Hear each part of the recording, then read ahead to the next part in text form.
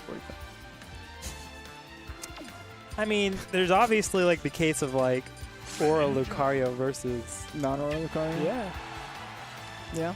Then there's also Rob with the other Rob's gyro.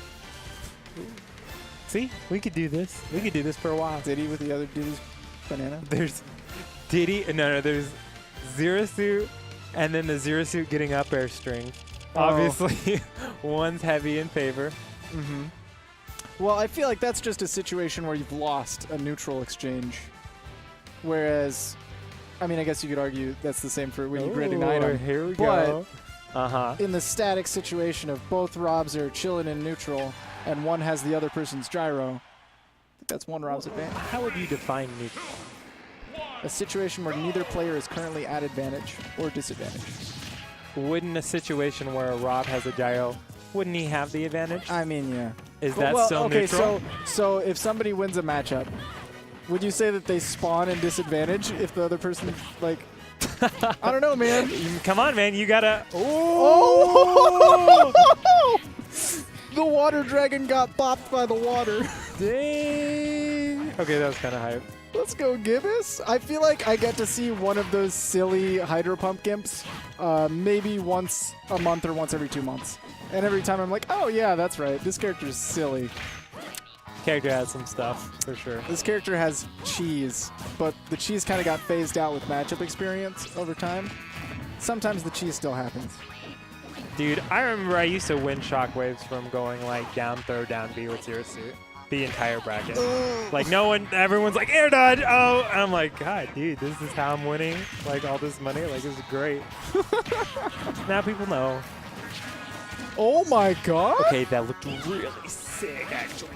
I didn't know that you could like trade with that move. I thought the paralyzer properties would just take over. It is not translucent. You can do that. Transcendent. Yeah. It's not translucent either. No. I wasn't wrong. You weren't wrong. I just felt like maybe you meant something else. Yes, it's not transcendent. You can hit it.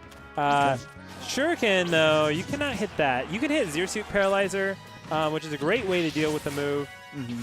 Oh my God, he got Hydro Pumped twice. Okay. That's got to be the worst way to lose. Dude, I lost like that game 5 versus Delusion like a year and a half ago. It was the worst. You're like, not only did, like, it feels like you didn't legitimately lose a stock. And clearly you did something wrong to be in that situation where you got Hydro Pumped. And clearly you got #outplayed. But to lose both of your stocks to a Hydro Pump instead of like, okay, he fared near. Okay, I got up throw and a kill %. Or he read an air dodge. It feels so bad. It feels extra bad. So another thing that I found out, I was talking to a neighbor earlier for you guys, to catch you up on the story, and I was looking at the SDI chart and seeing like which moves you're able to SDI. So Greninja's up air is a really easy move to SDI. Sheik's up air is the exact same way. In fact, I need to double check. Sheik has abnormally high SDI properties on her up air. Which makes me wonder if all the up airs that are like that have modified SDI multipliers. Did you know if Rob's was? I feel like it is. I feel like his wouldn't. I feel like his is way different. But I need to check. This is weird for sure. But I know that you can like. I know depending on your character's hurt box, you can just SDI straight out of the move. Yeah, there's some weird characters. Some weird, like, I feel like, okay, Greninja's a perfect example of a character who has, like, just a really weird hitbox. He's, like, really skinny and thin, and he low to the ground, and he hunches over, and, God, frogs are dumb, man. Oh, so, he's going for a read. Like, Cloud's hurt box is really good, and I have consistently been able to SDI out of Rob up air with Cloud, if that matchup wasn't bad enough. Oh, jeez. Okay. And I don't know if that's like exclusively stationary Rob with no drift on it or like what, but it's a thing. You can definitely get out of the last hit, which is really unfortunate. But it might also be character dependent on hurt boxes and whatnot. So this matchup's going really interesting. I feel like Light is just swinging for the fences. I mean, Light likes hitting buttons. That is, ooh, but I don't usually see him go for as many forward smashes as he has been. Yeah, I've seen a ton of smashes come out from him. He can just like slow down the pace. That should be a kill. Yep. I feel like this music is making it seem more frantic than it might be. God, this this is going on my in the least background? favorite Battlefield music. It's so bad. But to hear this going on in the background while he pins from one platform to the other and jumps to the other and repeats and keeps flying around, there's something special about this. I don't like the Trophy Rush music. Oh, this is what it is, Trophy Rush? Mm-hmm.